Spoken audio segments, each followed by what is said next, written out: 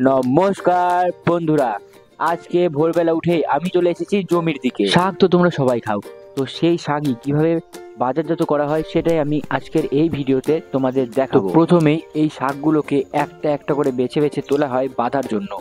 আর এই শাকটা কি তোমরা জানোই, এই শাকটা হচ্ছে পাট শাক। তুলে ফেলা শাকগুলোকে বেছে বেছে পরিমাণ মতো নিয়ে বেঁধে ফেলা হয়, আর তারপরই সেগুলোকে বাড়িতে নিয়ে যাওয়া হয় ধোয়ার জন্য, কারণ নোংরা শাক তো আর কেউ নেবে না। তারপর সেই শাকগুলোকে ভালো করে ধোয়া হয়, যাতে কোনো মাটি বা কোনো রকম নোংরা সেগুলোর উপর লেগে না থাকে।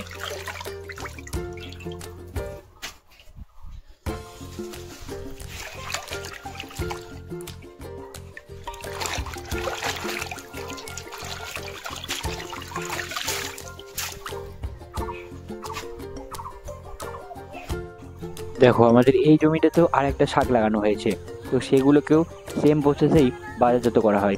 সেগুলোকেও দেখো ভালোভাবে বেঁধে দেওয়া হয়েছে। তোমরা যদি এই শাকটার নাম জেনে থাকো অবশ্যই কমেন্টে জানিও।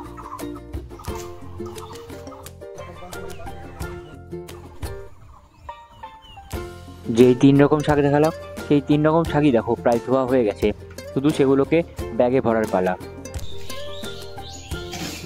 তো তোমাদের বাড়িতে যে শাক রান্না হয় সেগুলোকে এইভাবেই বাজারজাত করা হয়।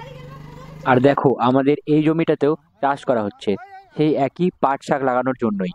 তো আজকের ভিডিওটা তোমাদের কেমন লাগলো অবশ্যই কমেন্টে জানিও, আর এরকম ভিডিও আরও দেখতে চাইলে অবশ্যই সাবস্ক্রাইব করো। তো ততক্ষণের জন্য দেখা হচ্ছে নেক্সট ভিডিওতে। বাই।